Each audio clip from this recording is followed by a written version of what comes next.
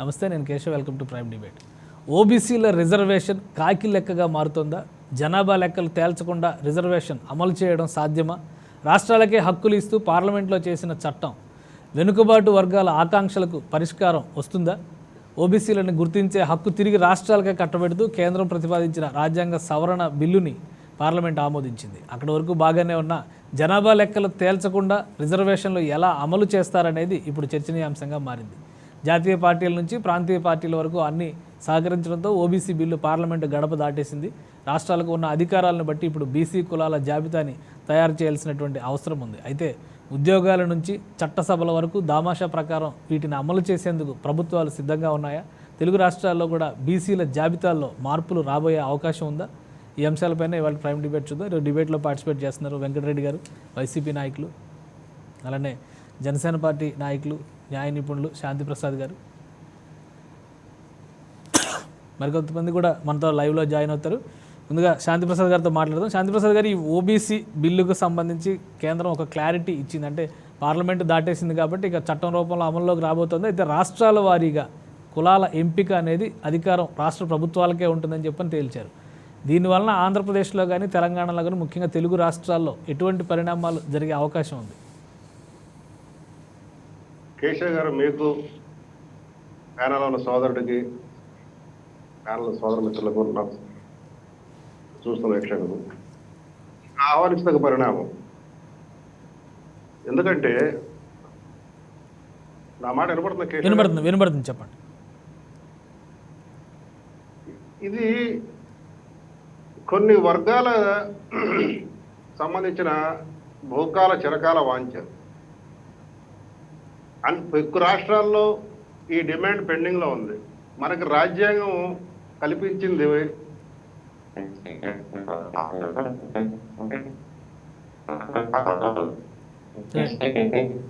వారికి కూడా కొన్ని రిజర్వేషన్లు రావడం జరిగింది.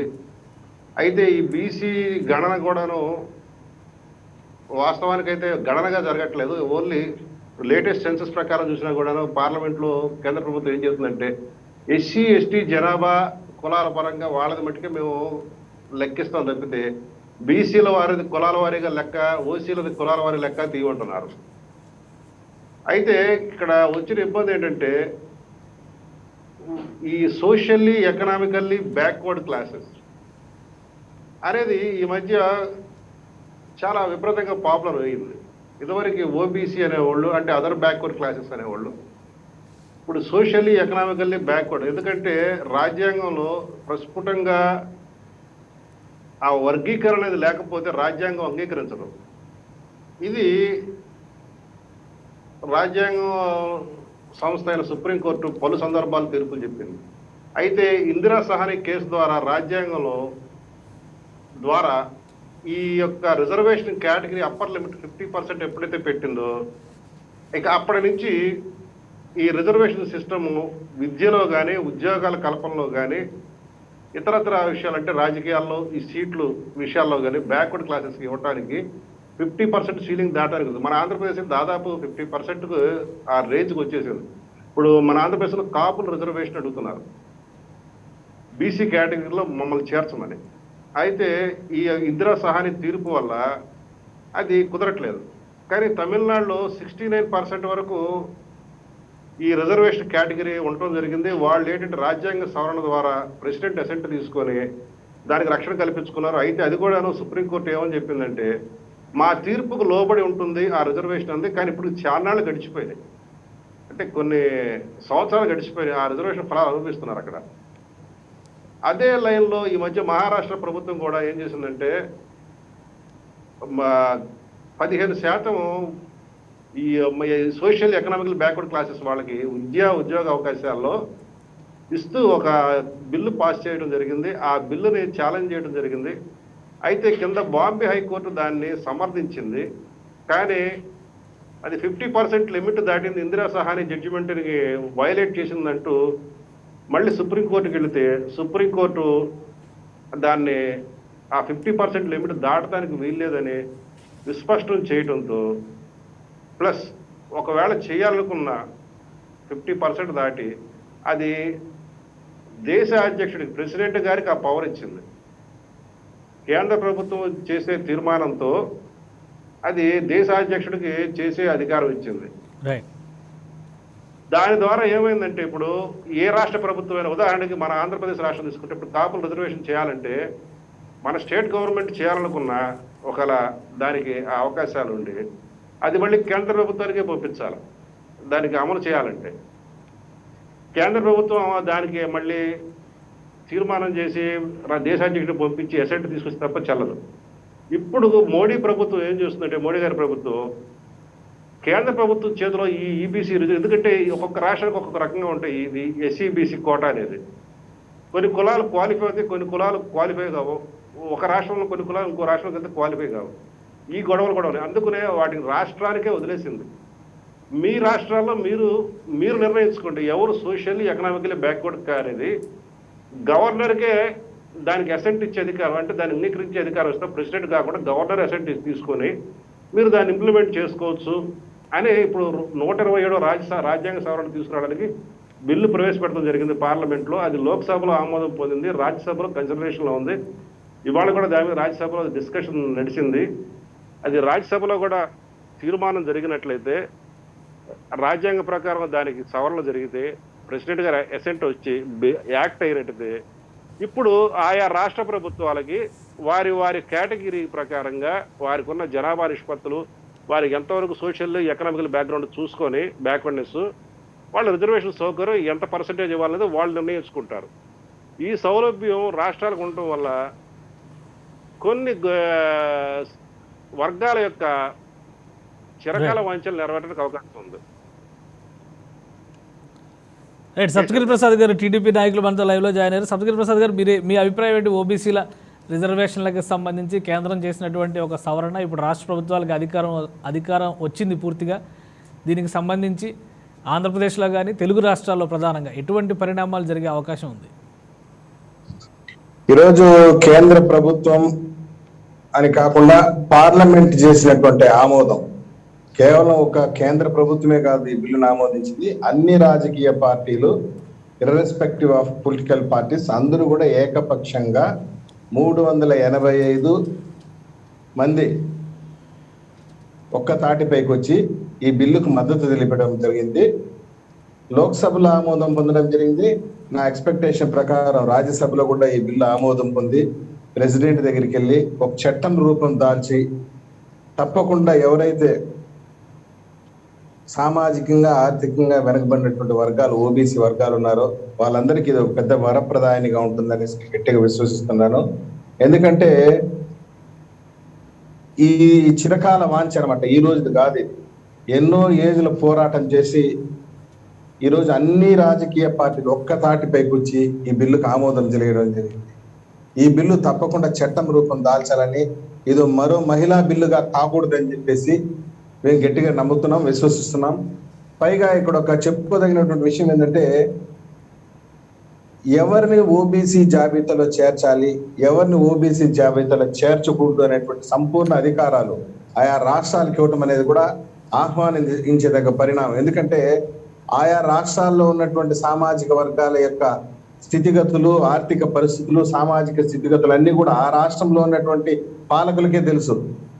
పైనుండి ఢిల్లీలో ఉన్నటువంటి పెద్దలకు తెలియదు ఇక్కడ ఏ కులం ఏ పరిస్థితులు ఉంది, వాళ్ళ ఆర్థిక పరిస్థితి ఉంది ఎంత ఉంది, వాళ్ళ జనాభా ఎంత ఉంది, ఇవన్నీ కూడా రాష్ట్ర ప్రభుత్వం టూకీగా ఒక విధమైనటువంటి సమాచారం. పైగా ఇంకొక ముఖ్యమైన విషయం ఏంటంటే, ఈ సందర్భంగా మేము విజ్ఞప్తి చేసేది, ముందు పాపులేషన్ సెన్సస్ తీయాల ఆయా రాష్ట్రాల్లో. అదే పెద్ద విషయం కాదు.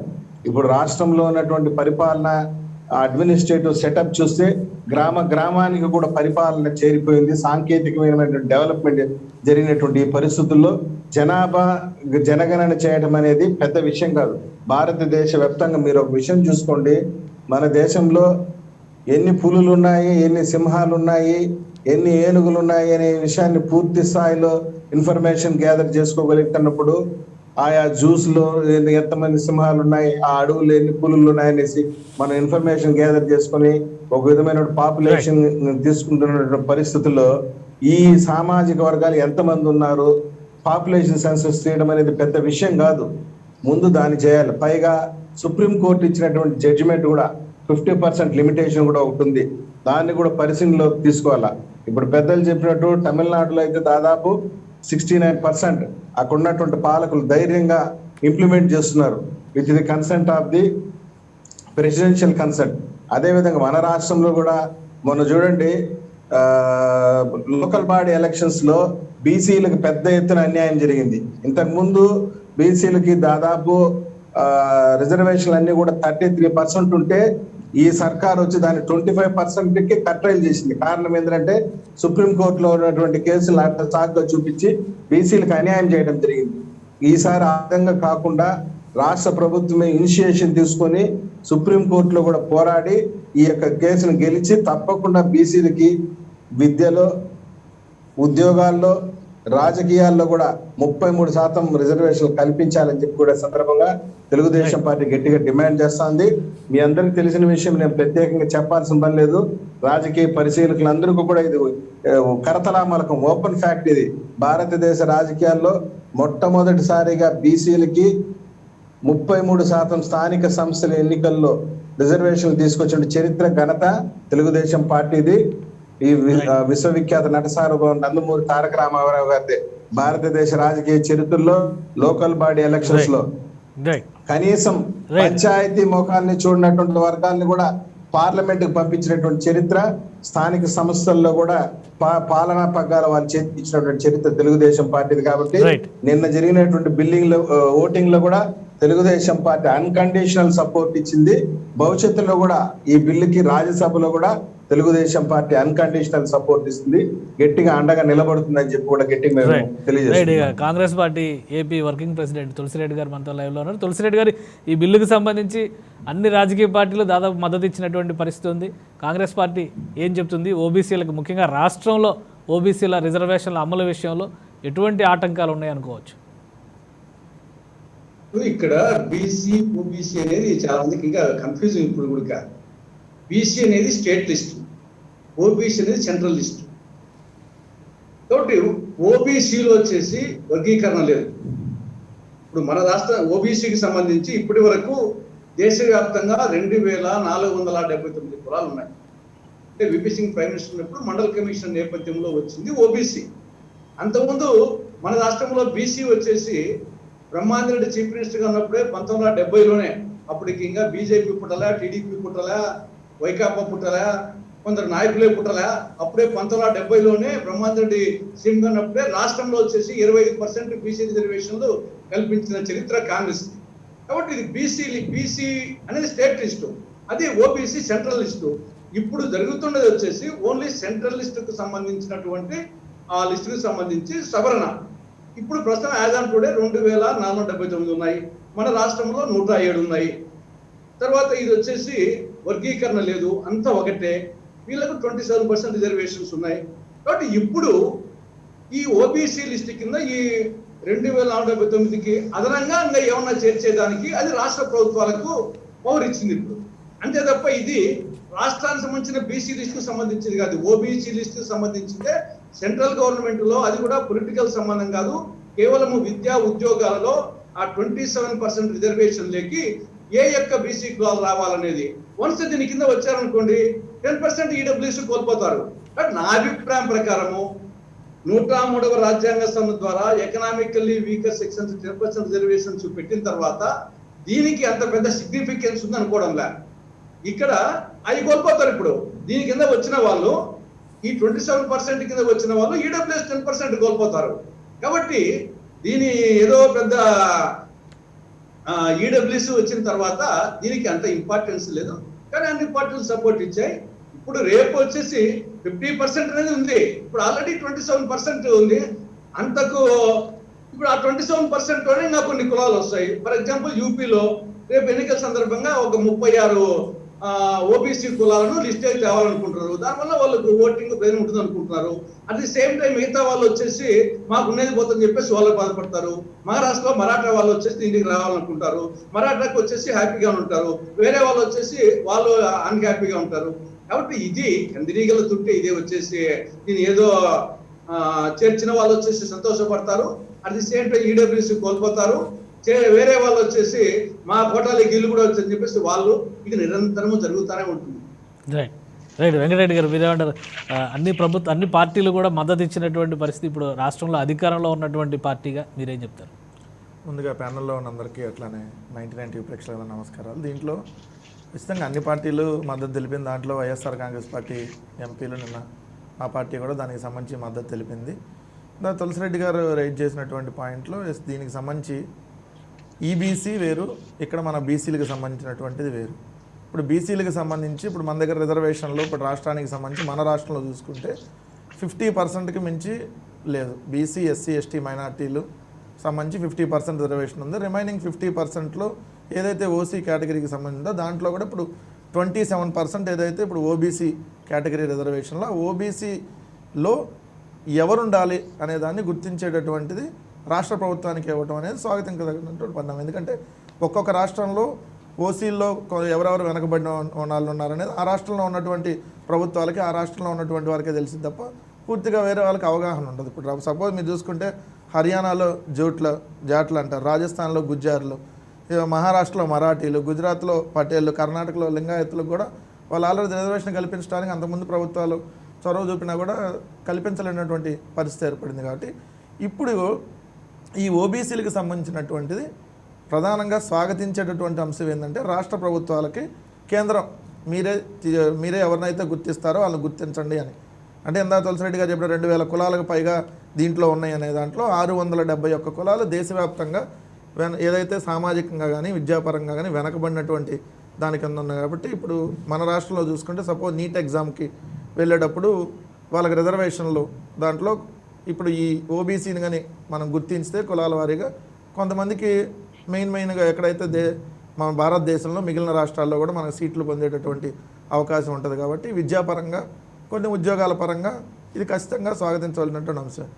కానీ ఇది చేసేటట్టు కంటే ముందు జనగణన ఖచ్చితంగా జరగాలి. ఆ జనగణన కూడా కులాల వారీగా జరగాలి. అంటే ఇప్పుడు కులాల వారీగా కూడా బీసీల్లో ఏ కులంలో ఎంతమంది ఉన్నారు, ఓసీల్లో కూడా ఇప్పుడు మనం ఓబీసీలుగా తీసుకుంటున్నప్పుడు ఈ ఓసీల్లో కూడా ఏ కులంలో ఏ రాష్ట్రంలో ఏ కులం వాళ్ళు ఎంతమంది ఉన్నారు ఇవన్నీ జరిగిన తర్వాత పూర్తిగా అధ్యయనం జరిగిన తర్వాత మీరు అన్నట్టుగా ఓబీసీలని గుర్తిస్తే ఖచ్చితంగా ప్రయోజనం ఉంటుంది. ఇప్పుడంటే ఆల్రెడీ లోక్సభలో ఆమోదం ఉంది, రాజ్యసభలో కూడా ఇది ఆమోదం అయినట్టుంది. సో నెక్స్ట్ ఇప్పుడు రాష్ట్రపతి గారి దగ్గరికి వెళ్ళింది కాబట్టి ఖచ్చితంగా కూడా ఇది ఇంకా పూర్తి గైడెన్స్ వచ్చిన తర్వాత దీని మీద మాట్లాడితే బాగుండేదని నా అభిప్రాయం. రైట్. బీజేపీ నాయకులు ఆంజనేయరెడ్డి గారు మనతో లైవ్లో ఉన్నారు. ఆంజనేయరెడ్డి గారు, మీ విశ్లేషణ ఏంటి? ఓబీసీలకి న్యాయం జరుగుతుంది లేదా రాష్ట్రాలకి అధికారం ఇవ్వడం ద్వారా ఒక రకంగా రిజర్వేషన్ల అమలు తీరు అనేది పక్కాగా జరుగుతుంది అనేటువంటి ఆలోచన ఒకవైపు ఉంటే, రెండో వైపు నుంచి జనాభా లెక్కల సేకరణ, జనాభా లెక్కలు అనేది క్లారిటీ లేకుండా ఈ రిజర్వేషన్లు ముందుకు వెళ్ళడం అనేది చాలా ఇబ్బందికరమైన అంశంగా అందరూ మాట్లాడుతున్నారు. బీజేపీ ఏ విధంగా చూస్తుంది దీన్ని? కేశవ్ గారు, అందరికీ నమస్కారాలు. ఇది చారిత్రాత్మకమైన మలుపుగా నేను భావిస్తున్నాను దేశంలో. ఎందుకనంటే ఈ మధ్యన మనం చూస్తాం 27% ఓబీసీలకి పీజీ మెడికల్ స్టూడెంట్స్కి 27% కల్పించడం, అదేవిధంగా 10% ఎకనామికల్లీ వీకర్ సెక్షన్స్కి కల్పించడం, 37% మొత్తం. దీనివల్ల వేలాది విద్యార్థులు దీనివల్ల ప్రయోజనం పొందుతున్నారు, వేలాది మంది పీజీల్లో. కాబట్టి కేంద్ర ప్రభుత్వము అన్ని వర్గాల ప్రజల యొక్క సంక్షేమానికి కట్టుబడి ఉందనే విషయం మనందరం కూడా దేశ ప్రజలు అర్థం చేసుకుంటారు. రెండవది, మనం చూస్తే నరేంద్ర మోడీ గారు ప్రధానమంత్రి అయిన తర్వాత బీసీ కమిషన్కి చట్టబద్ధత కల్పించిన మొట్టమొదటి కేంద్ర ప్రభుత్వం అది. దేశంలో అనేక మంది బీసీ వర్గాల వారు రాజకీయాలకు అతీతంగా కేంద్ర ప్రభుత్వం తీసుకున్న బీసీ కమిషన్కి చట్టబద్ధత కల్పించుందో అన్ని వర్గాల ప్రజలు దేశంలో పెద్ద ఎత్తున ఆహ్వానించారు. నేనేమంటున్నా అంటే, నాకు ముందు మాట్లాడిన అడ్వకేట్ గారు శాంతి ప్రసాద్ గారు చాలా వివరంగా చెప్పారు. ఆయన ప్రాక్టీసింగ్ లాయరు, చాలా విషయాల్లో అనుభవం ఉండేవారు. వారు చెప్పారు, రాష్ట్రాలకు అధికారం ఇవ్వడం ద్వారా ఎవరు ఓబీసీలు కాదనే అధికారం రాష్ట్రాలకు ఇవ్వడం ఏదైతే ఉందో అది రాష్ట్రాల యొక్క మనోభావాల్ని, రాష్ట్రాల యొక్క హక్కుల్ని గుర్తించినట్టుగా అవుతుంది. చాలా సంతోషకరమైన విషయం ఏంటంటే, గత అనేక రోజులుగా మనం ఆ పార్లమెంట్ లో ఏ చర్చ జరిగే అవకాశం లేకుండా గందరగోళం జరుగుతున్నది. ఈ ఫోన్ ట్యాపింగ్ పేరుతోటి, పెగాసిస్ పేరుతోటి మొత్తం గందరగోళం చేస్తూ వచ్చారు ప్రతిపక్షాల వాళ్ళు. కానీ ఈ బిల్లు విషయంలో మాత్రం అందరూ ఏకోన్ముఖంగా, అందరూ ఏకగ్రీవంగా బిల్లును ఆమోదించారు, చర్చలో పాల్గొన్నారు. కారణం ఏమిటంటే అవన్నీ కూడా రాజకీయాలు. ఎందుకంటే ఎవరు కూడా ఈరోజు ఓబీసీల్ని, బీసీల్ని వ్యతిరేకించే పరిస్థితి లేదు. 6 రాష్ట్రాల్లో ఎన్నికలు వస్తున్నాయి కాబట్టి ఏ రాజకీయ పార్టీ కూడా ఓబీసీకి వ్యతిరేకం అనే వాతావరణం కల్పించడానికి సిద్ధంగా లేవు. కాబట్టి ఇన్ని రోజులు గందరగోళం చేసినా మొన్నటి రోజులు చాలా అర్థవంతమైన చర్చ, అన్ని రాజకీయ పార్టీలు భాగస్వాములయ్యారు, అందరూ కూడా చర్చ చేశారు, ఏకగ్రీవంగా ఈ తీర్మానాన్ని ఆమోదించడం కూడా జరిగింది. అందుకని ఓబీసీలు నిర్ణయించే విషయం, ఉదాహరణకు బీసీలు మనం అనుకుందాం అనుకోండి, కర్ణాటకలో గౌడ ఓసీ అవుతుంది, మన ఆంధ్రప్రదేశ్ లో బీసీ అవుతుంది. కాబట్టి రాష్ట్రాలకి హక్కులు ఇవ్వడం ద్వారా అనేక రోజులుగా జరుగుతుంది. మహారాష్ట్రలో ఈ మన మరాఠీ రిజర్వేషన్ విషయంలో సుప్రీంకోర్టు స్ట్రైక్ డౌన్ చేయడము, మహారాష్ట్ర హైకోర్టు ఆమోదించినప్పుడు సుప్రీంకోర్టు ఇది 50% మించుతుంది కాబట్టి వారు చెప్పారు Indira Sahani versus union of India, దాన్ని ఆ యొక్క స్పిరిట్ ను వైలేట్ చేసేటట్టు ఉంది కాబట్టి సుప్రీంకోర్టు ఆమోదించారు. అందువల్ల ఈరోజు 127వ రాజ్యాంగ సవరణ తీసుకురావడం ద్వారా రాష్ట్రాలకు హక్కులు కల్పించారు. రాష్ట్రాలు ఎవరు ఓబీసీలు, ఎవరు కాదని నిర్ణయించే హక్కు రాష్ట్రాలకు ఉంది. కాబట్టి ఒకటి. రెండోది, మీ కేంద్రాన్ని మీరు కులాల వారీగా గణన చేయండి, ఎన్యూమినేషన్ చేయండి, సెన్సస్ చేయండి అంటున్నారు. ఇప్పటి వరకు జరగలేదు. 1931లో మాత్రమే కులాల వారీగా బీసీలు ఎవరు అనే విషయం 1931లో సెన్సస్ తీసుకున్నారు, ఎన్యూమినేషన్ తీసుకున్నారు. ఆ తర్వాత ఎప్పుడు తీసుకోలేదు. గత ప్రభుత్వాలు ఏవైతే ఫాలో అవుతుందో ఆ ట్రెడిషన్ ఈ ప్రభుత్వం కూడా ఫాలో అవుతుంది. ఎస్సీ ఎస్టీలు మాత్రమే మనం ఎన్యూమినేషన్ చేసే అవకాశం ఉంటుంది ఇప్పటిదాకా. కానీ కొంతమంది రాష్ట్రాలు మీరు బీసీలు కూడా ఎందుకు జరగదు, మాతో ఉండే పార్టీలు కూడా, ఉదాహరణకి అప్నాదళ్ ఉత్తరప్రదేశ్ పార్టీ, అదేవిధంగా బీహార్ నుంచి జేడీయూ నితీష్ కుమార్ గారు కూడా అడుగుతున్నారు. కేంద్ర ప్రభుత్వం ఏ నిర్ణయం తీసుకుంటుందో మనం వేచి చూడాల్సింది.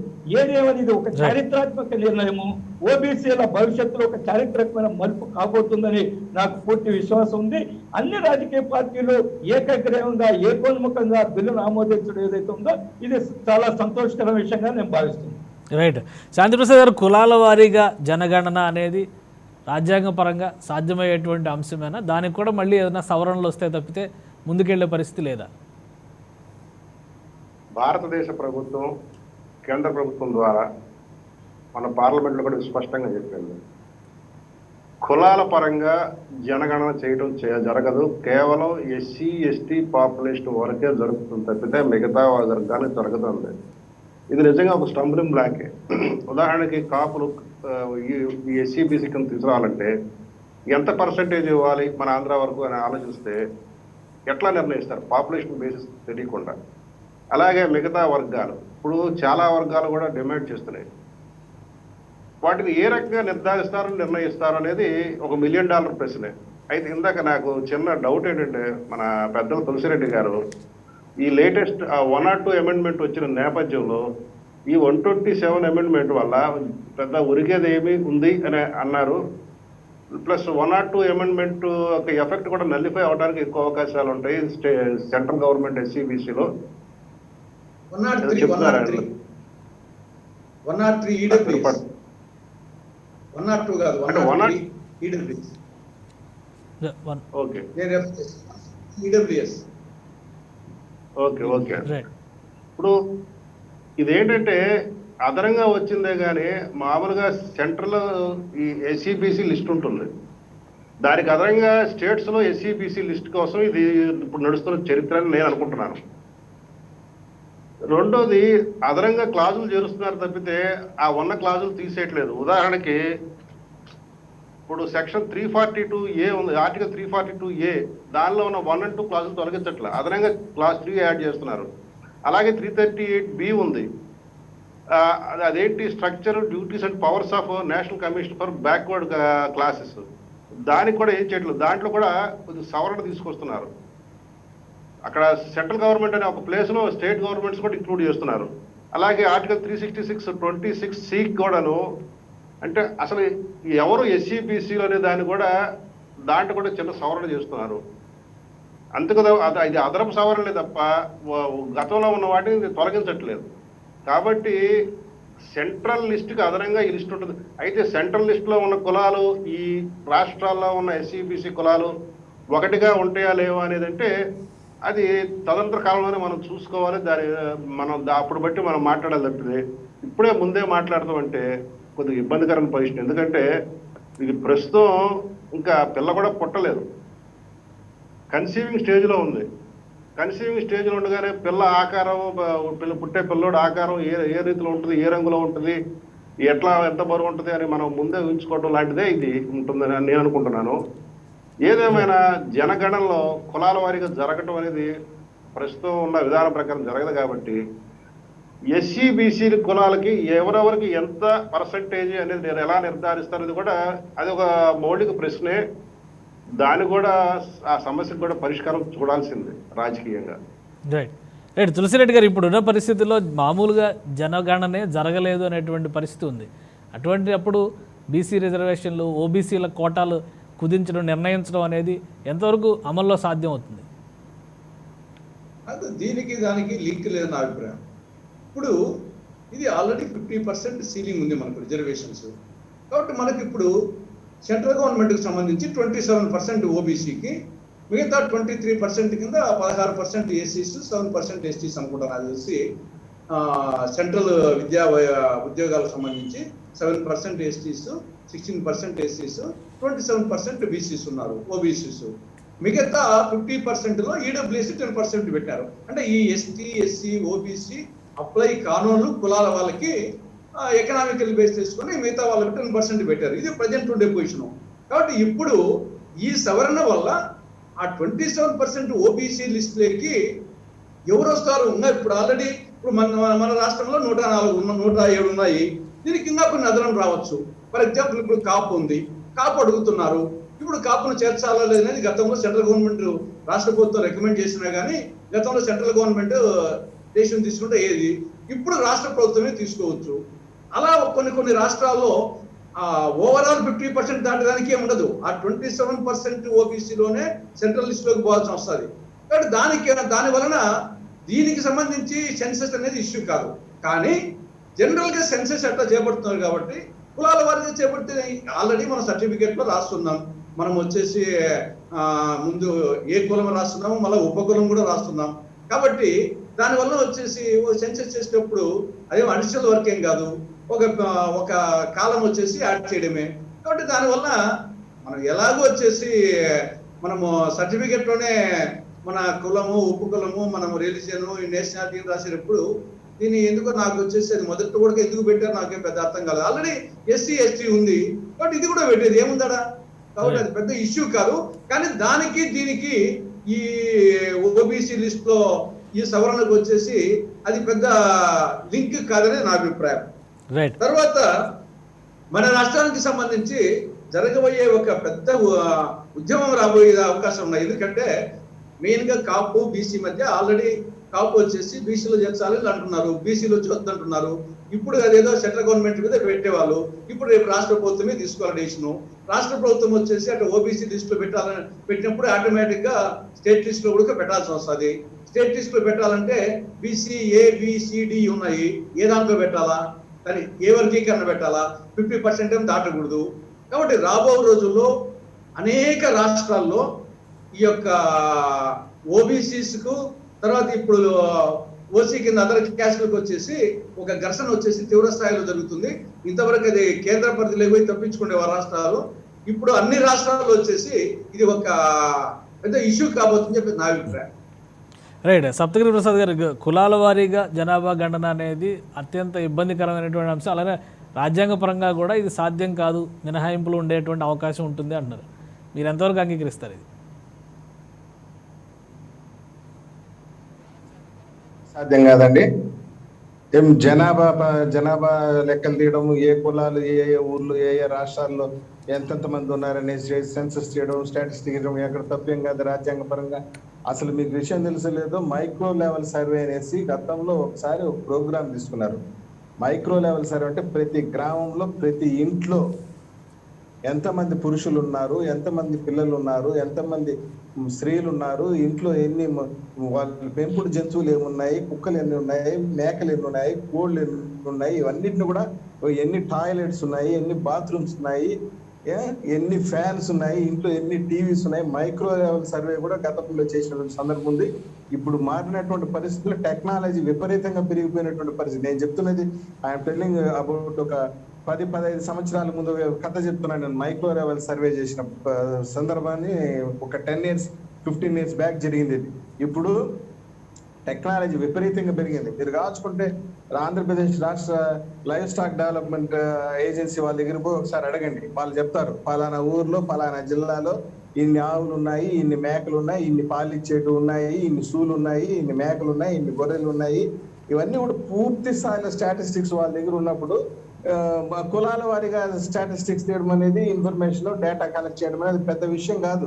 ఇక్కడ ఒక చిన్న విషయం ఏంటంటే ఏ కులాన్ని ఓబీసీల్లో చేర్చాలి అనేటువంటి రెస్పాన్సిబిలిటీ రాష్ట్ర ప్రభుత్వాలకు ఇవ్వడం అనేది పెద్ద మైండ్ గేమ్ అనమాట. నాకెందుకు వచ్చిందంట రాష్ట్రాలకి ఇచ్చేసినాము. ఇప్పుడు చూడండి 50% క్రాస్ చేయకూడదు, 50% క్రాస్ చేయకూడదు.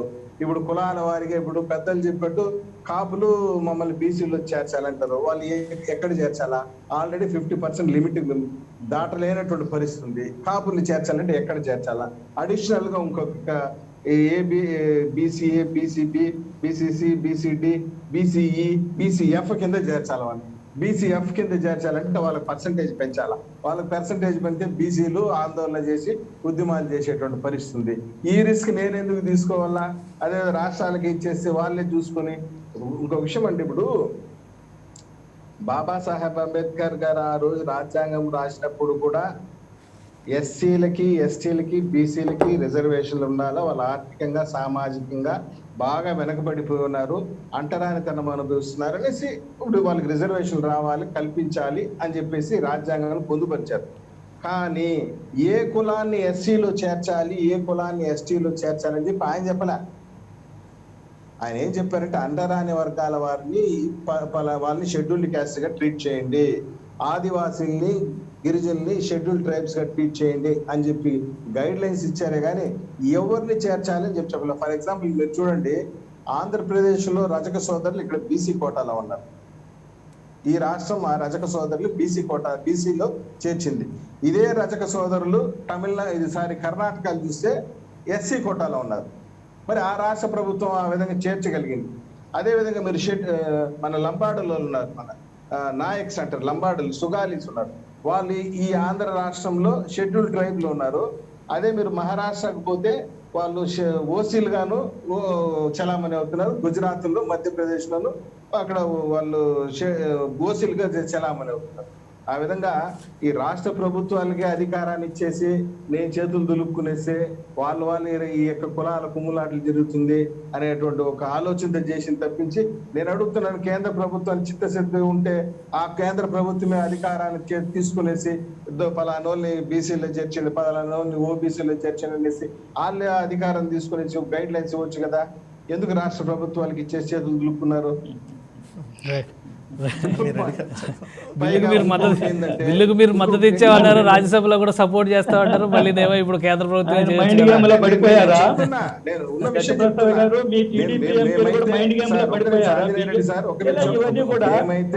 అన్కండిషనల్ గా క్రిస్టల్ క్లియర్ గా మా పార్టీ అయితే ఏమి, నా ఇండివిజువల్ గా అయితే ఏమి ఈ బిల్లుకి సపోర్ట్ చేయడంలో మాకు ఏమాత్రం సంకోచం లేదు, ఏమాత్రం రెండో ఆలోచన లేదు.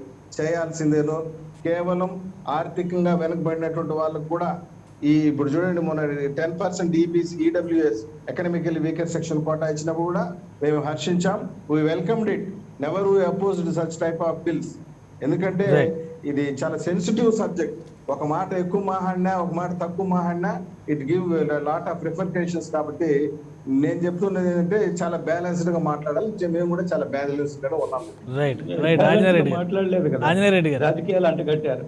ఇలా టీడీపీ ప్రతినిధి గౌరవనీయులు మాట్లాడుతూ కేంద్ర ప్రభుత్వం మైండ్ గేమ్ ఆడుతుందన్నారు. మైండ్ గేమ్ లో టీడీపీ కూడా పడిపోయిందో లేదో ఒకసారి వాళ్ళు వెరిఫై చేసుకోవాలా. ఇది మైండ్ గేమ్.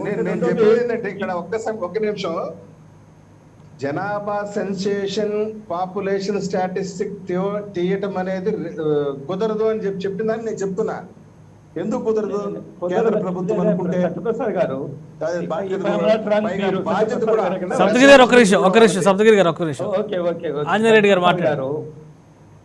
అసాధ్యం కాదండి. ఈ రోజు మీరు అనేక చెప్పిన విధంగా సాంకేతిక పరిజ్ఞానం, ఇప్పుడు ఎన్నికల్లో పోటీ చేస్తున్నప్పుడు కొంతమంది సర్వే వాళ్ళు కంపెనీస్ వాళ్ళు మా ఫోన్లు చేస్తుంటారు, ఏమంటే మీ నియోజకవర్గంలో ఏ డేటా ఏ కులస్తులు ఎంతమంది ఉన్నారో మేము సమాచారం ఇస్తాము, మాకు సర్వీస్ చేసి కడితేరని. కాబట్టి అందరి దగ్గర అవి ఉన్నాయి. కానీ నేను చెప్పేదంటే అది అసాధ్యమైన విషయం కాదు మనం సర్వే చేయడం కులాల వారి. కానీ 1931 తర్వాత ఏ రోజు కూడా ఈ బీసీల కులాల వారీగా సెన్సస్ తీయలేదు, ఎన్యూమరేషన్ జరగలేదు. కేవలం ఎస్సీ ఎస్టీలు మాత్రమే జరుగుతుంది. సత్యప్రసాద్ గారు వారు చెప్పాలా, సారీ శాంతిప్రసాద్ గారు చెప్పాలా, రాజ్యాంగ సంబంధించి ఏమైనా ఇబ్బంది ఉందా ఆ విధంగా తీసేదానికి? కేంద్ర ప్రభుత్వం చేతులు కట్టేసే ఉన్నాయా? అటువంటి అవకాశం లేదా? ఇవన్నీ కూడా లీగల్ కి సంబంధించింది. కానీ చేయలేక కాదు, ఈ రోజు ఉండే సాంకేతిక పరిజ్ఞానంతో ఎవరు ఎక్కడ ఏ ఊళ్ళో ఎవరున్నారు అనేది తేలిపోతుంది. ఏ కుక్క మేక పిల్లి అన్ని కూడా వస్తాయి. అసాధ్యమైన విషయం కాదు. కానీ లీగల్లీ కాన్స్టిట్యూషనల్లీ కేంద్ర ప్రభుత్వం ఆ విధంగా చేసే అవకాశం ఉందనేది ఈ రోజు ప్రశ్న. 31 తర్వాత ఎప్పుడూ చేయలేదు. అదే సమయంలో రాష్ట్రాలకి ఇచ్చి చేతులు దులిపేసుకున్నారంటే కేంద్ర ప్రభుత్వం నిర్ణయం చేసి రాష్ట్రాలకు ఆదేశాలు ఇస్తే మీరేమంటారు? మీరెవరు ఆదేశాలు ఇవ్వడానికి? ఫెడరల్ వ్యవస్థ కదా, రాష్ట్రాలకు హక్కులు లేవా, ప్రజాస్వామ్యం కదని మనం ఇంకొక వైపు మాట్లాడతాము. లేదా కేంద్ర ప్రభుత్వం రాష్ట్రాలకు అప్పచెప్పేస్తే కేంద్ర ప్రభుత్వం చేతులు దులిపేసుకున్నది, కేంద్ర ప్రభుత్వం బాధ్యత నుంచి తప్పించుకున్నదని మనం ఏ విధమైన ఏ కొనవలైనా మాట్లాడే అవకాశం ఉంది. కానీ ఈ రోజు చేసిన నిర్ణయం ఏదైతే ఉందో అన్ని రాజకీయ పార్టీలు లోక్సభలో రాజ్యసభలో ఆహ్వానించారు. ఇది రాజకీయాలకు అతీతంగా తీసుకునే నిర్ణయం. నేను ఇందాకనే చెప్పాను, గత అనేక రోజులుగా లోక్సభ రాజ్యసభ నడిచే పరిస్థితి లేదు. కానీ రాజకీయ యొక్క కారణాలు ఉన్నాయి కాబట్టి అందరూ కూడా ఎవరు ఓబీసీని వ్యతిరేకం చేసుకునే పరిస్థితి లేదు కాబట్టి అర్థవంతమైన చర్చ జరిగింది. అందరూ కూడా ఏకగ్రీవంగా తీర్మానించారు. అందువల్ల రాష్ట్రాల హక్కుల్ని కలరాయాలా లేదా రాష్ట్రాలకి సంబంధం లేదనుకునే ఆలోచనతో కేంద్ర ప్రభుత్వం రాష్ట్రాలకు పూర్తి స్వేచ్ఛ ఇచ్చింది. మనమే ప్రస్తావించాం కదా, నేను ఇందాక చెప్పాను, గౌడ కర్ణాటకలో ఓసీ, ఆంధ్రప్రదేశ్ లో బీసీ, సత్యప్రసాద్ గారు చెప్పారు కొన్ని కులాలు ఇక్కడ బీసీలు, కొన్ని కులాల ఇతర రాష్ట్రాలు ఓసీలు. కాబట్టి ఈ గందరగోళం ఈ పరిస్థితి ఉన్నప్పుడు రాష్ట్ర ప్రభుత్వాలే ఒక మెకానిజం ఆలోచించి వాళ్ళు ఎవరిని ఓపించాలో చేర్చని పూర్తి స్వేచ్ఛ ఇచ్చారు. మనం చూసాము బలిజ కమ్యూనిటీని బీసీలో చేర్చాలని అనేక రోజులు గందరగోళం జరిగింది. గత ప్రభుత్వము ఆయన ఎవరో మంజునాథ్ కమిటీ అనే ఒక ఆయన కూడా తీసుకొచ్చారు. ఆయన ఆ జిల్లాలు తిరుగుతున్నప్పుడు కొన్ని బీసీ వర్గాల వాళ్ళు పెద్ద ఎత్తున గొడవ చేశారు, బలిజ వాళ్ళని చేర్చడానికి లేదు, మాకు అన్యాయం జరుగుతుందని. కాబట్టి ఈ సమస్యలు ఉన్నాయి. ఈ సమస్యలన్నీ కూడా రాష్ట్ర ప్రభుత్వాలు ఒక మెకానిజం ఏర్పాటు చేసుకొని ఒక సైంటిఫిక్ డేటా తీసుకొని ఆ విధంగా నిర్ణయాలు తీసుకుంటేనే కేంద్ర ప్రభుత్వం చెప్పింది. దాన్ని మనందరం కూడా ఆలోచించాలి తప్ప దీంట్లో రాజకీయ కారణాలు, రాజకీయ జోక్యాలు చూడవలసిన అవసరం లేదని my request is don't read too much into this issue. Right Venkata Reddy గారు ఇప్పుడు రాష్ట్రంలో తీసుకొచ్చేటువంటి ఈ పరిణామాలు అంటే గతంలో ఈ ఎకనామికల్లీ బ్యాక్వర్డ్ రిజర్వేషన్స్ కావచ్చు, ఈ రిజర్వేషన్స్ కావచ్చు, కాపు ఉద్యమానికి సంబంధించి కాపు రిజర్వేషన్ల ప్రస్తావన ప్రతిసారి చర్చకు వస్తుంది. ఇది ఏమైనా దానికి లీడ్ చేసేటువంటి అవకాశం ఉందా? రాజకీయంగా ఎవరైనా ఎలా అయినా మాట్లాడుకోవచ్చు, కానీ ఇప్పుడు దీంట్లో ఒకటైతే స్పష్టం, ఇప్పుడు కాపులకు రిజర్వేషనో లేదంటే ఇంకొకరికి రిజర్వేషనో కల్పించేటటువంటి అంశం రాష్ట్ర ప్రభుత్వ పరిధిలో ఉండదు అనేది సుస్పష్టం. ఇప్పుడు ఎందుకంటే ఓసీ కమ్యూనిటీలో ఉన్నటువంటి కాపుని మీరు అన్నట్టుగా బీసీ కమ్యూనిటీలో చేర్చాలి, లేదంటే కొంతమంది బీసీ కమ్యూనిటీలో ఉన్న వాళ్ళు కూడా తెలుగుదేశం పార్టీ మేనిఫెస్టోలో ఎస్సీలో జాయిన్ చేస్తాము, ఎస్టీల్లో జాయిన్ చేస్తామని కూడా అంతమంది హామీలు ఇచ్చింది. ఏదో 2019లో 2014లో అధికారంలోకి వచ్చేటండి ముందు. సో ఇవన్నీ రాష్ట్ర ప్రభుత్వ పరిధిలో ఉండదు. ఎందుకంటే సుప్రీంకోర్టు గైడ్లైన్స్ ప్రకారమే 50% ఇక్కడ దాటడానికి లేదు. అంతకుముందు తమిళనాడులో ఒక చోట మాత్రం 69% ఎంతో ఉన్నట్టుంది. ఇప్పుడు అదే అంశంలో రాష్ట్ర ప్రభుత్వ పరిధిలో ఉండదని మేము ఆ రోజు కూడా స్పష్టంగా చెప్పడం జరిగింది. కేంద్ర ప్రభుత్వం దానికి చొరవ తీసుకొని ఇప్పుడు ఏదైతే అడుగుతున్నారు అందరూ 50% అనేది మీరు పెట్టకుండా ఇంకా పెంచేటటువంటి కార్యక్రమం పెట్టమని అన్ని రాజకీయ పార్టీలు కూడా ఆల్మోస్ట్ నేను డిమాండ్ చేస్తున్నాయి ఇది పార్లమెంట్లో ఇది జరిగేటప్పుడు. అలా అన్నప్పుడు మీరు ఏంటంటే 50 దాటి సపోజ్ 55 లేదంటే 54 అట్లా వచ్చినప్పుడు మీరు అన్నట్టుగా కాపులకు రిజర్వేషను ఇంకొక కమ్యూనిటీకి రిజర్వేషన్ అంశాలు అనేది రాష్ట్ర ప్రభుత్వం టేకప్ చేసేటటువంటి అంశం ఉంటుంది. కానీ ఇక్కడ దీంట్లో అట్లా కాదు కదా. ఇప్పుడు ఏదైతే దీంట్లో ఓబీసీ వేరు, మనం దీంట్లో రిజర్వేషన్ కల్పించేటటువంటి అంశాలు వేరు. ఇప్పుడు ఈడబ్ల్యూసీ ఏదైతే మనం పెట్టారో ఇది ఎందుకు విద్యకు సంబంధించి ఉద్యోగాలకు సంబంధించినటువంటి దాంట్లో ప్రత్యేకంగా ఇప్పుడు దీంట్లో కూడా అంతే కదా, ఓసీలో వెనకబడిన కులాలను గుర్తించి ఓబీసీ కేటగిరీలో చేర్చేటటువంటి అంశం మీద నడుస్తుంది. దీంట్లో ఇప్పుడు కాపులు ఆల్రెడీ దీంట్లోనే ఉన్నారు కాబట్టి కమ్మ, కాపు, రెడ్డి, ఇప్పుడు బ్రాహ్మణ, వైశ్య ఇవన్నీ ఇప్పుడు ఓసీ కమ్యూనిటీలో ఇక్కడ కళింగ ఇవన్నీ ఉన్నారు, కళింగ రాజులు ఇవన్నీ ఉన్నారు కాబట్టి దీంట్లో వీళ్ళని ఓబీసీలుగా ఎలా ఓబీసీ దాంట్లోకి ఎవరెవరిని తీసుకోవాలనేది రాష్ట్ర ప్రభుత్వం నిర్ణయం తీసుకోవాలి. అంటే దానికి ఒక పారామీటర్ ఏమైనా ఉందా, అంటే ఈ బేస్లో ఉంటేనే తీసుకోవాలి. ఇప్పుడు మీకు ఈడబ్ల్యూసీకి వచ్చేటప్పటికి ఏదో 8 లక్షల లోపు ఆదాయం ఉన్న వాళ్ళనే ఏదో పెట్టినట్టున్నారు దాన్ని. అట్లా దీనికి కూడా ఏమైనా ఒక పారామీటర్ ఉందా అనేది ఇప్పుడు గైడ్ లైన్స్ వస్తే తప్ప మనం అయితే స్పష్టంగా చెప్పలేదు అనేది నా అభిప్రాయం. రైట్. శాంతిప్రసాద్ గారు, గతంలో వచ్చినటువంటి రిజర్వేషన్, ముఖ్యంగా బ్యాక్వర్డ్ క్లాసెస్కి వచ్చినటువంటి రిజర్వేషన్స్, అలానే ఎకనామికల్లీ బ్యాక్వర్డ్ క్లాసెస్కి వచ్చిన రిజర్వేషన్స్ని కాపు రిజర్వేషన్స్గా మార్చడానికి చంద్రబాబు నాయుడు గారి ప్రభుత్వం అప్పట్లో ఒక డెసిషన్ తీసుకున్నటువంటి పరిస్థితి. ఇప్పుడు కాపు రిజర్వేషన్ల డిమాండ్ పెరుగుతున్న నేపథ్యంలో ఈ పరిణామాలన్నీ దానికి సానుకూలంగా దారి వేసేటువంటి అవకాశాలు ఏమైనా ఉన్నాయా? కేశవ్ గారు, దానికన్నా చెప్పడానికన్నా ముందు కొంత క్లారిఫికేషన్ తెలుసుకున్నాను. ఎందుకంటే తులసిరెడ్డి గారు చెప్పిన నేపథ్యంలో కొంత మనం క్లారిటీ తెచ్చుకోవాల్సిన అవసరం ఉంది ఈ అంశంలో. ఎందుకంటే పెద్దలు ఎప్పుడు కూడా విశ్లేషణాత్మకంగా చెప్తారు కాబట్టి 102 అమెండ్మెంట్ జరిగింది రాజ్యాంగానికి. తద్వారా నేను ఇందాక చెప్పిన ఆర్టికల్స్ ఇంట్రడ్యూస్ చేయబడ్డాయి.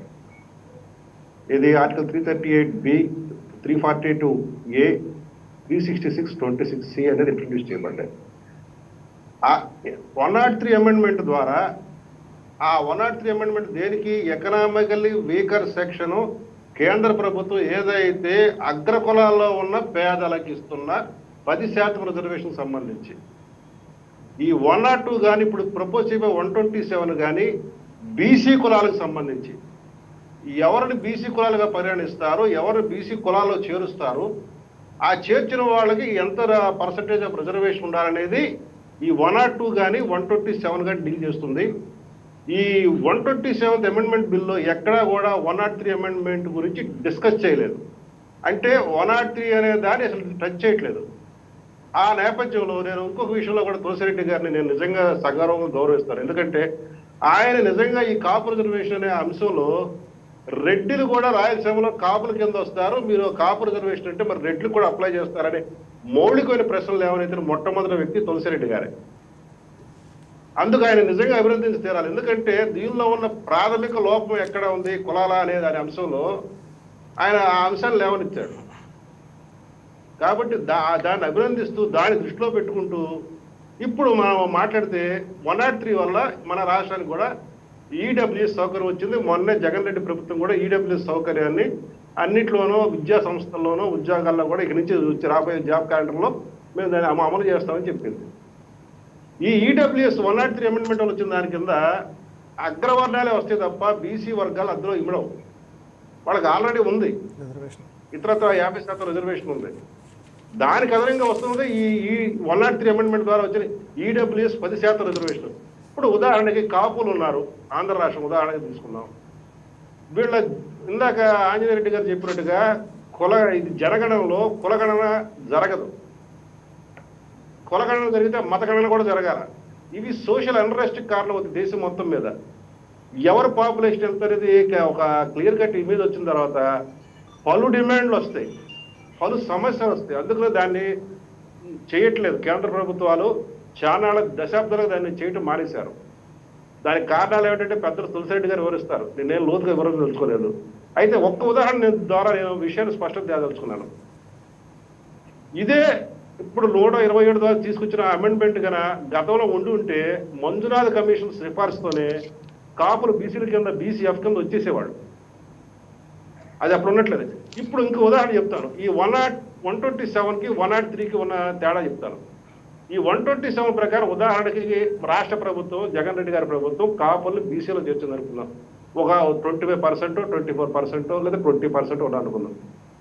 అంటే అగ్రవర్ణాల్లో అంత మేరకు ఈడబ్ల్యూఎస్ 103 అమెండ్మెంట్ ద్వారా వచ్చిన ఆ కోటాలో ఈ కాపులు తగ్గిపోతారు కదా, అగ్రవర్ణ పేదలు అంతవరకు పెరుగుతారు కదా, వీళ్ళు బీసీల్లో పోటీ పడతారు.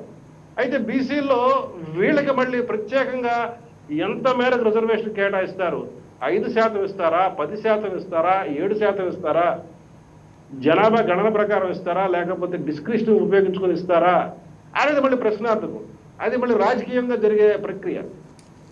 ఇప్పుడు దీనివల్ల వచ్చే అదనపు బెనిఫిట్ ఏంటంటే, కాపుల ఉదాహరణ తీసుకుంటే, ఈ 103 అమెండ్మెంట్ ద్వారా ఇప్పుడు వరకు కాపులకు రాబోతున్న, ఈ భవిష్యత్తులో రాబోతున్న ఆ బెనిఫిట్ ఈ 127 అమల్లోకి వస్తే, వీళ్ళు బీసీల్లో కానీ వస్తే, ఆ ఓసీల్లోంచి వాళ్ళు అక్కడి నుంచి బీసీల్లోకి వచ్చారు కాబట్టి ఓసీల్లో ఆ మిగిలిన కులాలకి కొంత పర్సంటేజ్ పెరుగుతుంది పాపులేషన్, అంటే ఈ కాపులు తొలగించడం వల్ల.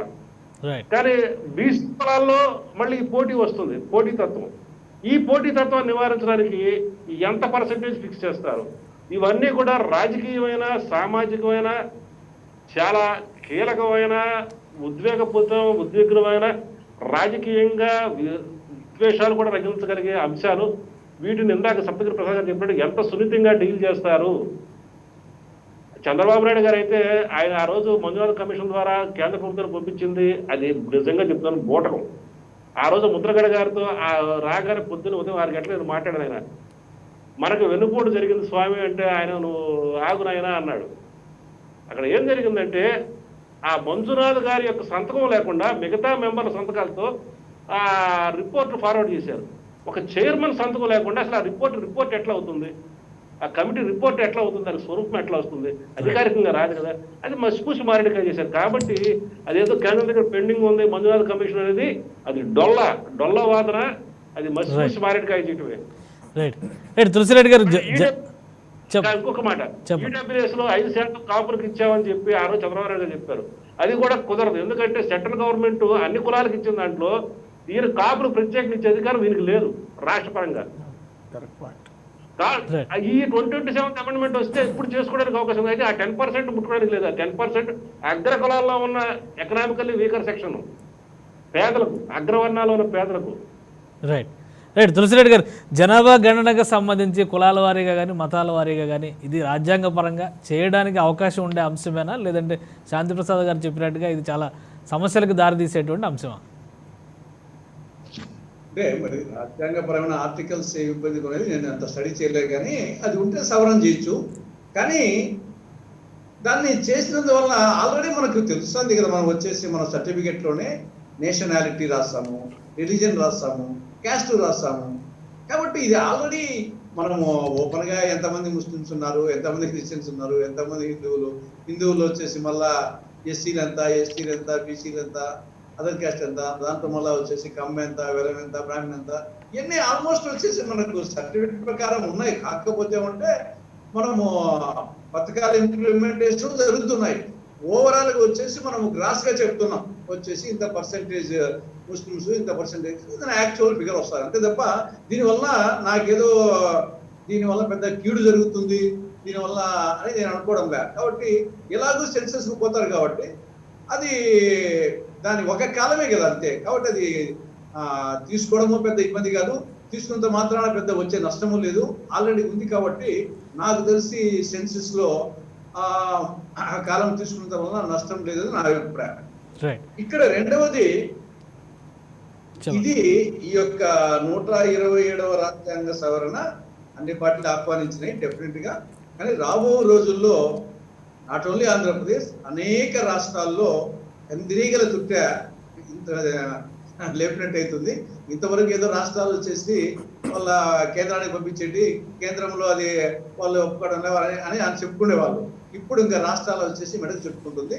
ఫర్ ఎగ్జాంపుల్ ఇప్పుడు మన రాష్ట్రంలోనే చూస్తాం, డెఫినెట్గా వచ్చేసి కాపులు వచ్చేసి ఆల్రెడీ ఇష్యూ ఉంది కాబట్టి బీసీలలో చేర్చాలంటారు, బీసీలు వచ్చేసి వద్దంటారు. ఓదికేమో 50% మన సోదరులు చెప్పినట్టు 50% దాటకూడదు, విత్ ఇన్ ద 50% రావాలా. ఇప్పుడు వచ్చేసి ఫస్ట్ ముందు ఓబీసీలో చేర్చాలా, ఓబీసీలో చేర్చినాక మళ్ళీ బీసీలో ఖచ్చితంగా చేర్చాల్సి వస్తుంది. ఓబీసీ సెంట్రల్ లిస్ట్కే పంపించి స్టేట్ లిస్ట్ కనుక కూడదు. ఓబీసీకి సెంట్రల్ లిస్ట్ పంపించిన కల్లా స్టేట్ లిస్ట్లో కూడా స్టేట్ లిస్టులో దేని కింద రావాలా, అందుకనే ఆ యొక్క 50% దాటకూడదు. కాబట్టి ఓబీసీ లిస్ట్లో కూడా 20% లోనే పోవాలా. తర్వాత ఇక్కడ రాష్ట్ర లిస్టుకి వచ్చేసి 29% లిస్టులోనే పోవాలా. ఇప్పుడు రాష్ట్రంలో ఏముంది, B C A 7%, B C B 10%, B C C 1%, B C D 7%, B C E 4% ఉంది. ఇప్పుడు ఒకవేళ కాపులను వచ్చేసి ఓబీసీ లిస్టులో చేర్చమని రాష్ట్ర ప్రభుత్వం వచ్చేసి చేస్తుంది. ఓబీసీ చేర్చినప్పుడు బీసీ స్టేట్ లిస్టులో చేర్చాలా. దీంట్లో ఏ గ్రూప్ కింద చేర్చాలా? ఆటోమేటిక్ వచ్చేసి ఇది రెండవది వచ్చేసి చేర్చిన తర్వాత ఇక్కడ ముందు ప్రతిఘటన రావడమే కాకుండా వాళ్ళు చెప్పినట్టు వీళ్ళకు ఈడబ్ల్యూఎస్ 10% వర్తించదు. వన్స్ ఈడబ్ల్యూఎస్ అంటే ఏమి? ఎస్సీ, ఎస్టీ, బీసీ అంటే ఏ రిజర్వేషన్స్ అందకుండా ఉండే వాళ్ళ కోసము ఎకనామికల్ క్రైటీరియా పెట్టుకొని 10% ఇస్తున్నారు. అంటే ఇప్పుడు ఎవరికైతే రిజర్వేషన్స్ అందడం లేదో వాళ్ళకు. కాబట్టి ఒక్కసారి రిజర్వేషన్స్ అందాయి అనుకోండి దీని కింద, అప్పుడు ఈడబ్ల్యూఎస్ వర్తించదు. కాబట్టి ఆ 10% ఈడబ్ల్యూఎస్ కూడా కోల్పోతారు. ఇంకా ఈ వచ్చిన దాంట్లో డెఫినెట్ గా వచ్చేసేసి రేపు ఉత్తరప్రదేశ్ లో 36 కులాలను, బీసీ కులాలను ఓబీసీలకి 36 కులాలను ఓబీసీలకి చేర్చాలని ఒక ప్రతిపాదన ఉంది. డెఫినెట్ గా వచ్చేసి వాళ్ళను చేర్చినప్పుడు ఆ 36 కులాలను ఆల్రెడీ ఓబీసీలో సెంట్రల్ లిస్టు, స్టేట్ లిస్ట్ కూడా బహుశా అక్కడ ఉంటుంది. అక్కడ వచ్చేసి అక్కడ ప్రతిఘటన అవుతుంది. ఈ 36 కులాలకు ఈడబ్ల్యూఎస్ కింద వాళ్ళకు ఎలిజిబిలిటీ రాదు. కాబట్టి రేపు రాష్ట్రాల్లో పెద్ద పెద్ద సమస్యలు రాబోతాయి. ఇప్పుడు మరాఠా వచ్చేసి మరాఠాలకు హ్యాపీగానే ఉంటుంది, కానీ మిగతా వాళ్ళకి వచ్చేసి బీసీలకి ఓబీసీలకి వచ్చినారు మనం ఎన్ని వాళ్ళకి తీసుకుపోతారని చెప్పేసి మిగతా వాళ్ళలో అజిటేషన్ వస్తుంది. కాబట్టి రాష్ట్రాల్లో కందిరీగల తుట్టె లేపినట్టే అవుతుంది రైట్. వెంకటరెడ్డి గారు ఒప్పుకుంటారా? రాష్ట్రాల్లో కొత్త సమస్యలు వస్తాయి దీనివల్ల అనేటువంటి వాదన ఒప్పుకుంటారా? మీరు కంక్లూడ్ చేద్దరు ఒక్క నిమిషం. వెంకటరెడ్డి గారు అభిప్రాయం తీసుకుని మీ దగ్గరకు వస్తా. వెంకటరెడ్డి గారు, నేను తులసిరెడ్డి గారితో ఏకీభవించడం లేదు. రాష్ట్రాల్లో సమస్యలు వస్తాయని అనుకోవడం లేదు. ఏదన్నా చిన్న చిన్న సమస్యలు వస్తే రాష్ట్ర ప్రభుత్వాలు మేనేజ్ చేసుకోగలవు. రాష్ట్ర ప్రభుత్వాలు సైంటిఫిక్ గా అన్ని నిర్ణయాలు తీసుకోగలవు. సెన్సెస్ ఎవరు ఓబీసీలని నిర్ణయం తీసుకోగలవు. చిన్న చిన్న సమస్యలు రావచ్చు, కానీ ఒక పెద్ద నిర్ణయాన్ని మనం అమలు చేస్తున్నప్పుడు కొన్ని సమస్యలు వస్తాయి. ఇందాక మనం అనుకున్నాం, ఇప్పుడు మనం ఫైన్ ప్రింట్ మాత్రమే చూసాం. అందులో డీటెయిల్డ్గా బయటకు రావాల్సింది. రాష్ట్రపతి అసెంట్ అయిన తర్వాత డీటెయిల్డ్గా ఏం వస్తుందో చూద్దాం. ఏ రాష్ట్రం కూడా వాళ్ళ సమస్యలు పరిష్కరించలేని పరిస్థితి ఉంటుందని నేను అనుకోవడం లేదు. రాష్ట్రాలు పరిష్కరించుకోగలవు, అందులో ఎటువంటి అనుమానం లేదు. ఇదేదో పెద్ద సమస్య, అశాంత వాతావరణము, గందరగోళాలు జరుగుతాయని అనుకోవడం. చిన్న చిన్న సమస్యలు వస్తాయి. రాష్ట్ర ప్రభుత్వాలు capable of solving all those problems నాకు పూర్తి విశ్వాసం. రెండోది, కేంద్ర ప్రభుత్వము బీసీలకు ఓబీసీల అభివృద్ధికి కట్టుబడి ఉంది. వాళ్ళు నిష్పక్షపాతంగా కేంద్ర ప్రభుత్వం పనిచేస్తుంది. అందులో భాగంగానే నిన్నటి రోజులు తీసుకున్న నిర్ణయం విషయం మనందరం కూడా అర్థం చేసుకుంటాం. ఒకటి, ఇప్పటి వరకు భారతదేశ చరిత్రలో కేంద్ర ప్రభుత్వంలో ఎప్పుడూ కూడా ప్రాతినిధ్యం లేని కులాలకు కూడా ప్రాతినిధ్యం ఇచ్చున్నారు. మొన్న కేబినెట్ ఎక్స్పాన్షన్ లో ఓబీసీలకు పెద్ద ఎత్తున మనం చూసాము. అదే సమయంలో మహారాష్ట్ర నుంచి ఎప్పుడు కూడా అసలు ఇప్పటికీ స్వతంత్రం వచ్చే 75 సంవత్సరాల తర్వాత సంవత్సరాల్లో ఏ రోజు కూడా కేంద్ర ప్రభుత్వంలో ప్రాతినిధ్యం లేని ఒక community, if I'm right, fishermen కమ్యూనిటీలో సబ్ క్యాస్ట్ అనుకుంటాను, వారిని కూడా మహారాష్ట్ర నుంచి కేబినెట్ లోకి తీసుకోవడం జరిగింది. అందువల్ల కేంద్ర ప్రభుత్వం అన్ని వర్గాల ప్రయోజనాలు కాపాడడానికి ప్రత్యేకంగా బీసీలు, ఓబీసీలు వాళ్ళని ఆర్థికంగా, సామాజికంగా పైకి తీసుకోవడం కోసం కేంద్ర ప్రభుత్వం పనిచేస్తుంది. అందులో భాగంగా నిన్నటి రోజు నిర్ణయం. ఈ రాష్ట్ర ప్రభుత్వాలు ఏవి కూడా ఈ సమస్యలు పరిష్కరించేంత బలహీనంగా లేవు. మనం ఎక్కువగా ఇది ఏదో పెద్ద గందరగోళం సృష్టిస్తుంది అనుకోవాల్సిన అవసరం లేదు. రాజ్యాంగబద్ధమైన ఏదైనా సమస్యలు ఉంటే అన్ని రాజకీయ పార్టీలు కూర్చొని అవసరం వస్తే ఇంకొక సమస్య 127 తీసుకొచ్చారు, 128 తీసుకొస్తారు. కాబట్టి ఏది ఏమైనా దేశ ప్రయోజనాలకి, బీసీలు, ఓబీసీల ప్రయోజనాల కోసం అన్ని ప్రభుత్వాలు పనిచేస్తాయని నాకు పూర్తి విశ్వాసం. రైట్. వెంకటరెడ్డి గారు, ఇక్కడ సామాజికంగా, విద్యాపరంగా వెనకబడిన వాళ్ళని గుర్తించడం వరకే రాష్ట్ర ప్రభుత్వ పరిధి. వాళ్ళకి ప్రత్యేకంగా ఇంకో బీసీ కులంలోనో, ఎస్సీ కులంలోనో, ఎస్టీ కులంలోనో కలిపే హక్కు రాష్ట్ర ప్రభుత్వాలకు లేదు కదా. సో ఇంకా ప్రాబ్లం ఎక్కడి నుంచి వచ్చింది? రెండోది, జనగణనలో ఖచ్చితంగా కూడా కులాల వారి, ఎందుకంటే ఇప్పుడు మనం ఆల్రెడీ ఇప్పుడు ఏ కమ్యూనిటీ ఏంటి అనేది క్లారిటీగా కొంత ఇన్ఫర్మేషన్ ఉంది, ఇంకా సబ్ క్యాస్ట్ ఇన్ఫర్మేషన్ అనేది కొంత లేదు. ఇప్పుడు బీసీలో అసలు ఎన్ని కులాలు ఉన్నాయి అనేది మొన్నటిదాకా చాలామందికి తెలియనటువంటి విషయం. అనేక వెనకబడిన కులాలని గుర్తించి వాళ్ళ కార్పొరేషన్లకు వచ్చినాక నిజంగా అసలు బీసీల్లో ఎన్ని కులాలు ఉన్నాయా అనేది కూడా మనకి 2 ఏళ్ల క్రితం చూస్తే జగన్మోహన్ రెడ్డి అధికారంలోకి వచ్చే సమయానికి బీసీలు ఎన్ని కులాల కార్పొరేషన్లు ఏర్పాటు చేసినాక నిజంగా మేమేం వెళ్ళలేదు ఎన్ని కులాలు ఉన్నాయనే విషయం. అట్లా ఖచ్చితంగా కూడా దీంట్లో ఇంకా ఓసీలో కానీ, ఎస్సీలో సబ్ క్యాస్ట్లు ఇవన్నీ కూడా పూర్తిగా డేటా ఉండడం అనేది మంచిదే. దానివల్ల ఏం రాదు, ఎందుకంటే ఏ రాష్ట్రంలో ఎవరు ఎంతమంది ఉన్నారో అనేది ఒక క్లారిటీ వస్తుంది. దానికి సంబంధించి ఇంకా వాళ్ళు వెనకబడిన వాళ్ళకి ఇంకే విధంగా మనం పదవుల విషయాల్లోనో, ఇంకా వాళ్ళని వెనకబడిన వర్గాలకు ఇంకా ప్రోత్సాహకాల విషయంలోనో దానికి ప్రభుత్వాలు ప్రోత్సాహం అందించడానికి సహాయపడిద్ది, కానీ Right. ఇదేమి ఇబ్బందికరం అనేది అయితే మేము భావించాం. రైట్. సప్తగిరి గారు మీరేమంటారు? నమస్కారం సార్, చెప్పండి సార్. సప్తగిరి గారు మీ సందేహం ఏంటి? రాష్ట్రంలో ఉన్నటువంటి కులాల మధ్య ఒక తగాదా లేదంటే ఒక భేదాభిప్రాయాలు వచ్చేటువంటి పరిస్థితి ఉంది సార్, అనేటువంటి వాదన. ఇప్పుడు పెద్దలు చెప్పినట్టు దీంట్లో రిస్క్స్ ఉన్నాయి, అడ్వాంటేజెస్ ఉన్నాయి, డిసడ్వాంటేజెస్ ఉన్నాయి, ప్రాబ్లమ్స్ ఉన్నాయి. ఆల్రెడీ మీకు తెలిసిన విషయమే. చాలా రాష్ట్రాల్లో కొందరు మమ్మల్ని రజకులు మమ్మల్ని ఎస్సీలో కలపాలని సుదీర్ఘకాలంగా పోరాటం చేస్తున్నారు. ఎస్సీలో కూడా వర్గీకరణ కావాలని చెప్పి సుదీర్ఘకాలంగా పోరాటం చేస్తున్నారు. వడ్డేరులు వండుకొని మమ్మల్ని తీసుకు ఏకంగా ఎస్టీల్లో కలిపేయాలని చెప్పి వాళ్ళు పోరాటం చేస్తున్నారు. కాపులు మమ్మల్ని బీసీల్లో కలపండి అని చెప్పి వాళ్ళు పోరాటం చేస్తున్నారు. ఇది ఆంధ్రప్రదేశ్ లో జరుగుతున్నటువంటి ఉద్యమం గురించి మాత్రమే నేను చెప్తున్నా. ఇదే విధమైన ఉద్యమాలు అన్ని రాష్ట్రాల్లో కులాల ఉద్యమాలు జరుగుతున్నాయి. ఈ పరిస్థితుల్లో ఇటువంటి స్టెప్స్ తీసుకోవడం అనేది తప్పకుండా మీ పెద్దలు చెప్పినట్టు తేనె తుట్టని కలిసినట్టు ఒక విధమైనటువంటి పొలిటికల్ అన్రెస్ట్ అనేది ఖచ్చితంగా వస్తుంది. పెద్దలు చెప్పినట్టు రాష్ట్ర ప్రభుత్వాలు వీటన్నిటిని హ్యాండిల్ చేయలేనంత వీక్ గా ఉంది, వీక్ గా లేదు, చాలా బలంగా ఉంది అనుకుంటున్నారు. కాబట్టి కేంద్ర ప్రభుత్వం మనం హ్యాండిల్ చేయాల్సిన విషయాన్ని వాళ్ళకి ఇచ్చేసి వాళ్ళు హ్యాండిల్ చేసుకుంటారు. వాళ్ళ బాధ లేదు, వాళ్ళు పడుకుంటారు. మన దగ్గర వచ్చిన తర్వాత మనం చూసుకున్న ఉద్దేశం ఉందనేసి నా అభిప్రాయం. పైగా ఇంకొక విషయం ఏంటంటే, without having total information about the population census, పూర్తి స్థాయి జనాభా సమాచారం మన దగ్గర లేకుండా తొందరపడి ఇటువంటి బిల్స్ పెట్టడం అనేది ఇది ఎంతవరకు అడ్వాంటేజ్ వస్తుంది, ఎంతవరకు ప్రజలకు ఉపయోగపడుతుంది అని కన్క్లూడ్ చేద్దాం. శాంతిప్రసాద్ గారు కన్క్లూడ్ చేద్దాం. సెన్సిటివ్ సబ్జెక్ట్ కాబట్టి టోటల్ గా ఒక నిమిషం శాంతిప్రసాద్ గారు, ఒక నిమిషం సప్తగిరి గారు, ఒక నిమిషం శాంతిప్రసాద్ గారు. కేశవ్ గారు, ఇప్పటి వరకు మనం రాజ్యాంగం గుర్తించే రిజర్వేషన్ సిస్టంలో ఎస్సీ ఎస్టీలు అనుకున్నాం కేంద్ర స్థాయిలో. ఆ తర్వాత ఈడబ్ల్యూఎస్ వచ్చింది. ఇప్పుడు కేంద్ర స్థాయిలో నేను చెప్తున్నాను, ఇప్పుడు ఎస్సీ బీసీ కూడా రాబోతుంది. అంటే అక్కడ 4 ఉన్నాయి. ఇప్పుడు ఈ అడ్జస్ట్మెంట్ వచ్చేప్పటికి వెంకటరెడ్డి గారు ఏదో చాలా తేలిగ్గా మాట్లాడుతున్నారు, కానీ నేను ఒక విషయం బట్టి చాలా కాషన్ చేయగలను. వెంకటరెడ్డి గారు మీ జగన్ రెడ్డి ప్రభుత్వానికి ఇది ఖచ్చితంగా 127 అమెండ్మెంట్ అయితే మీ పేక్క చుట్టుకుంటారు.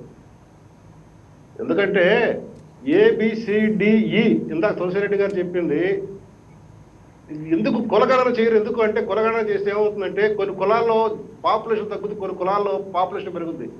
ఇప్పటికే ఆల్రెడీ బీసీ వర్గాలు ఒక డిమాండ్ పెట్టింది ఆంధ్రప్రదేశ్లో, మా జనాభా ప్రతిపాదికగా మాకు రిజర్వేషన్లు పెంచండి అని అంటున్నారు. కాపులు కానీ ఇచ్చే ముందు మా జనాభా ఆధారంగా చేయమని అడుగుతున్నారు. ఆల్రెడీ అది బీసీల్లో అది రగులుతుంది. ఇప్పుడు ఆల్రెడీ చంద్రబాబు నాయుడు ఏం చేశాడు, BCF అనేది కొత్తగా ఖాయం చేసి పెట్టాడు. ఆల్రెడీ జనాల మైండ్కి ఎక్కించి ఇచ్చాడు దాన్ని. ఇప్పుడు BCF కింద ఇప్పుడు వీళ్ళు తీసుకొస్తే ఎంత పర్సెంటేజ్ ఇవ్వాలి, అది ఇప్పుడు $1 మిలియన్ క్వశ్చన్. అది వచ్చిన తర్వాత బీసీలు ఏమంటే ముందు మమ్మల్ని పరిశీలించండి, మా జనాల బట్టి మాకు ముందు మాది పెంచండి అంటారు. కాబట్టి ఇది వెంకటరెడ్డి గారు మీరు అనుకున్నంత తేలిక కాదు. ఇది ఖచ్చితంగా ఈ మెడకు చుట్టుకునేది, ఇది మామూలుగా చుట్టుకోవడం జరగదు.